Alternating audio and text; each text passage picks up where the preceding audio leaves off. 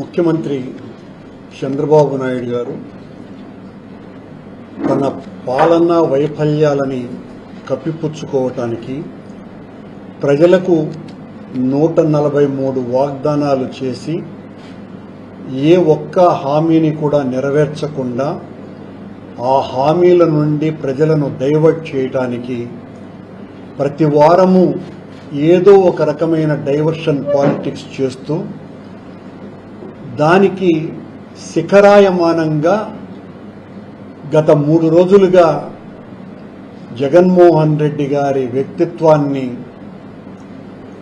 పాతాళానికి తొక్కాలా అన్నంత హేయంగా ఆయనకు కావలసినటువంటి మనుషుల చేత తెలుగుదేశం పార్టీని మోసేటువంటి ఈనాడు, ఆంధ్రజ్యోతి లాంటి పత్రికలు, ఛానళ్లలో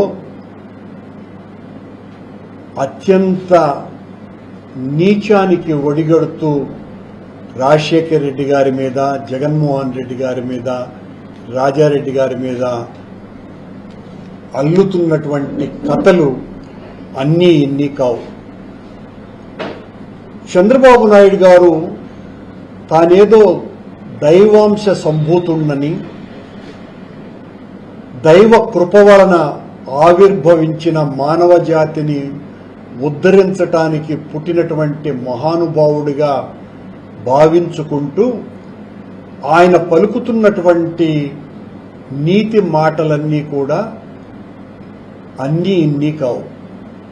చంద్రబాబు గారి గతం మానవ మాతృలకి, అంటే రాజకీయాలలో ఉన్నటువంటి వాళ్ళకి ఎవ్వరికీ కూడా లేనంత హేయమైనటువంటి గతం అన్నది కూడా ఒకసారి మనం పునశ్చరణ చేసుకోవాల్సినటువంటి అవసరం ఉన్నది. మా నాయకులను గురించి మాట్లాడేటువంటి చంద్రబాబు నాయుడు గారు, ఆయన తొత్తులు,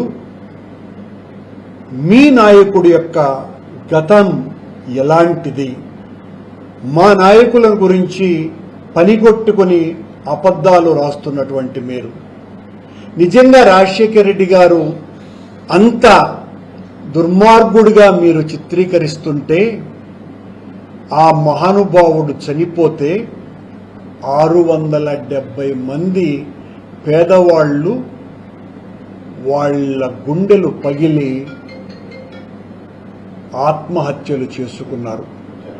రాజశేఖర రెడ్డి లాంటి మహానుభావుడు, ప్రజారంజకుడైనటువంటి పాలకుడు చనిపోయిన తర్వాత మేమెందుకు బ్రతకాలి అని చనిపోయారంటే, ఇది ప్రపంచంలో ఏ రాజకీయ నాయకుడికి, ఏ చక్రవర్తికి, ఏ రాజుకి ఎంత గొప్పగా పరిపాలించినారు అని చెప్పుకునేటువంటి రాజులు, చక్రవర్తులు చనిపోయినా కూడా ఇంతమంది గుండెలవిసి చనిపోయినటువంటి సందర్భం ప్రపంచ చరిత్రలోనే లేదు. అది ఒక్క రాజశేఖర రెడ్డి గారికి మాత్రమే చెల్లింది. అంటేనే రాజశేఖర రెడ్డి గారు ప్రజల గుండెల్లో ఎంత చిరస్మరణీయమైనటువంటి స్థానాన్ని ఏర్పరచుకున్నారు అనటానికి ఇంతకంటే ఉదాహరణ మరొకటి లేదు. ఆ రోజున రాజశేఖర రెడ్డి గారు చనిపోయినప్పుడు దాదాపు 9 కోట్ల మంది ఆంధ్ర ప్రజల ఇళ్లల్లో కనీసం అంటే 90% పైగా కుటుంబాలు పొయ్యి కూడా 3 రోజులు వెలిగించకుండా మొత్తమంతా దుఃఖ సాగరంలోనే మునిగినారు అని ఎన్ని కూడా చరిత్ర కదా, అందరూ మర్చిపోలేనటువంటి విషయం కదా. రాజశేఖర రెడ్డి గారి మరణాన్ని తట్టుకోలేక చనిపోయినటువంటి వాళ్ల సంఖ్య, రాజశేఖర రెడ్డి గారి మరణంతో ఏడ్చినటువంటి ఆ కన్నీళ్లు గోదావరి నదే ఉప్పొంగినంతగా ఉప్పొంగటం అన్నది అందరికీ తెలిసిన విషయమే కదా. మానవజాతి చరిత్రలో రాజశేఖర రెడ్డి గారి భౌతిక కాయానికి ఖననం చేసినప్పుడు ఆ మారుమూల పల్లెటూళ్ళలో దాదాపు 5 లక్షల మంది అటెండ్ అయినారు. అంటే రాజశేఖర రెడ్డి గారి పట్ల ప్రజలకు ఉన్నటువంటి ప్రేమాభిమానాలు ఏవి అన్నది చెప్పకనే చెప్పినటువంటి విషయమే కదా. రాజశేఖర రెడ్డి గారికి రాష్ట్రంలో, ఇరు రాష్ట్రాలలో నెలకొల్పబడ్డటువంటి విగ్రహాలు, కన్నీళ్లతో ప్రజలు కట్టించుకున్న గుడులు, కొల్లలు కదా. వేలాది రాజశేఖర రెడ్డి గారి విగ్రహాలు ఆవేశంతో నిర్మించినటువంటివి కాదు. ఆవేదనతో మా నాయకుడికి ఈ రకమైన నివాళి మేము అర్పించాలి అని ప్రజలు ఇచ్చినటువంటి ఆ కన్నీటి నివాళి మరువక ముందే ఈనాడు, ఆంధ్రజ్యోతి పత్రికలు పచ్చి గరళాన్ని, విషాన్ని విరజిమ్ముతూ 3 రోజులుగా రాజశేఖర రెడ్డి గారి కుటుంబం పట్ల వాడుతున్నటువంటి పదప్రయోగాలు అన్నీ ఇన్ని కావు. రాజశేఖర రెడ్డి గారిని, రాజశేఖర రెడ్డి కుటుంబాన్ని వ్యక్తిగత ద్వేషంతో విమర్శించేటువంటి వాళ్ళ సంఖ్య సహజంగానే ఉంటుంది. రాజశేఖర రెడ్డి గారే కాదు, ఎవరి పట్లనైనా కూడా రాజకీయాలలో చాలా సహజమైనటువంటి విషయం. దాన్ని ఇష్టం వచ్చినట్టుగా భూతత్వంలో చూపించి ఇష్టానుసారము కథలుగా పుంకాలుగా మాట్లాడుతూ మీరు రాసినంత మాత్రాన, కూసినంత మాత్రాన రాజశేఖర రెడ్డి గారి కుటుంబం మీద మచ్చపడేటువంటి అవకాశం లేదని, ఈ సందర్భంగా చంద్రబాబు గారి గతాన్ని గురించి కూడా మనం చెప్పుకోవాలా. ఈ చంద్రబాబు గారేమి ఆయనేమో మహానుభావుడులాగా, దేవుడే ప్రత్యేకంగా అయోనిజలో లాగా చంద్రబాబును సృష్టించినట్టుగా ఆయన చెప్పుకుంటే ఉపయోగం లేదు. ఈ చంద్రబాబు నాయుడు గారి గురించి గతం మేము కూడా చెప్పాల్సిన అవసరం ఉంది. నేను 1974లో రాడికల్ ఉద్యమంలో చాలా కీలకమైనటువంటి పాత్రను పోషించినటువంటి వ్యక్తిని. ఆ రోజున రాడికల్ విద్యార్థి సంఘానికి సంబంధించి మేము ఫండ్ రైజింగ్ కి సంబంధించి చక్రపాణి అని అక్కినేని నాగేశ్వరరావు గారు నటించిన ఒక చిత్రాన్ని మేము ప్రదర్శించటం జరిగింది తిరుపతిలో రామ్రాజ్ థియేటర్లో డిసెంబర్ 8వ తారీఖు 1974 సంవత్సరం. దానికి సంబంధించి మేము ₹2 ఖరీదుగా టికెట్ ధరను నిర్ణయించి మేము ఊరంతా కూడా ఆ టికెట్లను కొనమని సానుభూతి పరులను, తెలిసిన వాళ్లను అడగటం జరిగింది. అందులో రీసెర్చ్ స్కాలర్ గా ఉన్నటువంటి చంద్రబాబు గదికి నేను, నా స్నేహితుడైనటువంటి ఎన్ శ్రీధర్ అన్నటువంటి రాడికల్ ఉద్యమ నేత ఇద్దరము కూడా చంద్రబాబు గారి గదిలోకి వెళ్లటం జరిగింది. చంద్రబాబు, ఆయనతో పాటు ఆయన స్నేహితుడు అక్కడ పడుకొని నిద్రపోతూ ఉన్నాడు. చంద్రబాబు గారిని మేము ₹2 అడిగితే చంద్రబాబు జోబిలో ఖచ్చితంగా ₹2 కనపడుతూనే ఉన్నాయి. కానీ చంద్రబాబు నాయుడు గారు తన జోబిలో ఉన్న ₹2 ఇవ్వకుండా పడుకొని ఉన్న తన స్నేహితుడి జోబిలో ఉన్నటువంటి ₹2 తస్కరించి మాకు అందించినాడు. నేనే సాక్ష్యం. నా ముందర జరిగినటువంటిది ఈ సంఘటన. అంటే చంద్రబాబు యొక్క నైజం ఎలాంటిది?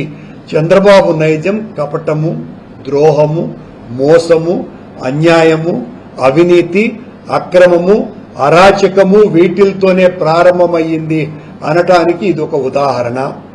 అలాగే శివప్రసాద్ గారని ఫార్మర్ మినిస్టర్ ఉండేవారు. ఆ శివప్రసాద్ గారు నేను చాలా మంచి స్నేహితులం.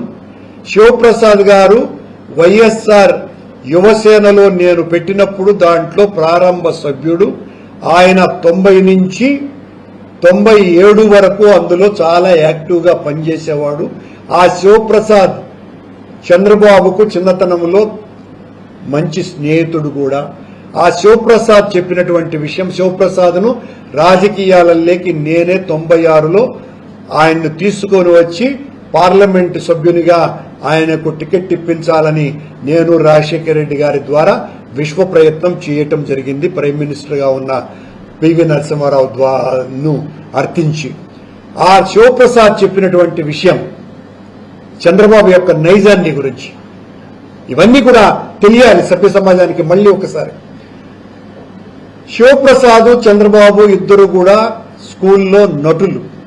వాళ్ళు ఒక నాటిక వేయటం జరిగింది. దానికి సంబంధించి ఆ నాటికను వేయించేటువంటి అధ్యాపకుడు శివప్రసాద్ గారికి ఏమో హీరో వేషము, చంద్రబాబు గారికేమో హాస్య నటుడి వేషము, కమెడియన్ వేషము ఇచ్చారట. కానీ మరుసటి రోజు రిహార్సల్కు రండి అని అధ్యాపకుడు చెప్పిన తర్వాత శివప్రసాద్ గారు నెక్స్ట్ డే ముందే వెళితే, ఒరే శివ, చంద్రబాబుకు హీరో ఇస్తున్నా, నువ్వు హాస్య నటుడివిరా అని అన్నాడట. అదేంటి గురువు గారు, నేను హీరో అని చెప్పినారు, చంద్రబాబు కమెడియన్ అని చెప్పినారు, మీరు ఈ రకంగా చేస్తే ఎలా అని అంటే లేదు లేరా అని ఆ అధ్యాపకుడు మూలకు తన కళ్ళు తిప్పి చూస్తూ ఉన్నాడట. ఏమి అని శివప్రసాద్ కూడా ఆ మూల చూస్తే అక్కడ ఒక మూటడు, అంటే ఒక వేరుశెనక్కాయల మూట ఉన్నది అట. ఆ వేరుశెనక్కాయల మూట ఆ అధ్యాపకుడికి చంద్రబాబు 1968-69 కాలంలోనే లంచంగా ఇచ్చి హాస్య నటుడి నుంచి హీరో వేషం కొట్టినాడంట. ఇది సాక్షాత్తు శివప్రసాద్ గారు నాకు రాజశేఖర రెడ్డి గారికి చెప్పినటువంటి మాట. అది కూడా శివప్రసాద్ కనుక్కున్నాడంట. చంద్రబాబు పొలంలో ఇవి లేవే, ఏది చెనిక్కాయలు పండవే అని చూస్తే చివరకు ఆ చెనిక్కాయలు ఆ వేరే వాళ్ళ తోటలో దొంగతనం చేసి ఆ శనిక్కాయలు తీసుకొని వచ్చి అయ్యవారికి ఇచ్చినాడు సార్ ఈ మా ఓటు చంద్రబాబు అని చంద్రబాబు నైజాన్ని గురించి ఆయన గారు చెప్పినటువంటి మాట. ఇది చంద్రబాబు గారి యొక్క గతం. ఈయనేదో నేను దేవుడికి నేరుగా పుట్టినాను అన్నట్టుగా చెప్పుకుంటున్నాడు. ఇవి కాకుండా ఇంకా చాలా ఉన్నాయి చంద్రబాబు గారి గురించి. చంద్రబాబు గారు 1977లో జరిగినటువంటి పార్లమెంటు ఎన్నికల్లో రాజగోపాల్ నాయుడు గారు చిత్తూరు నుంచి కంటెస్ట్ చేసినప్పుడు చంద్రబాబు గారు చంద్రగిరి ప్రాంతానికి సంబంధించిన రాజకీయాలను అప్పుడప్పుడే చూస్తూ ఉన్నాడు. కృష్ణమూర్తి నాయుడు గారనే వ్యక్తి, రాజగోపాల్ నాయుడు గారి వ్యవహారాలు చూసేటువంటి వ్యక్తి, చంద్రబాబు గారికి ఒక పెట్రోల్ జీప్ ఇచ్చి ఒక 200 లీటర్ల క్యాన్ అంటే డ్రమ్ము పెట్రోల్ పట్టించి ఇవ్వటం జరిగింది. ఇది కృష్ణమూర్తి నాయుడు గారే నాకు చెప్పినటువంటి మాట. సారీ, రాఘవ నాయుడు చెప్పినటువంటి మాట. ఆ రాఘవ నాయుడు గారు నెక్స్ట్ డేనే చంద్రబాబు వెళ్ళి అన్న మొత్తం తిరిగేసినాను, డీజిల్ పెట్రోల్ అంతా అయిపోయింది అని అన్నాడట. తీరా ఆయన కనుక్కుంటే రాఘవ నాయుడు ఆయనకు పెట్రోల్ బంక్ ఉన్నది ఎక్కడ, చిత్తూరులో. ఆ పెట్రోల్ బంకులోనే ఈ పెట్రోల్ అంతా అమ్మేసి తిరగకుండా మళ్ళీ పెట్రోల్ అయిపోయింది అని పోయాడంట. ఏమయ్యా ఇంత దారుణంగా ప్రవర్తిస్తాడవే చంద్రబాబు నాయుడు అని నేను తిట్టి పంపించినాను అనే మాట రాఘవ నాయుడు గారే నాతో అన్నటువంటి మాట.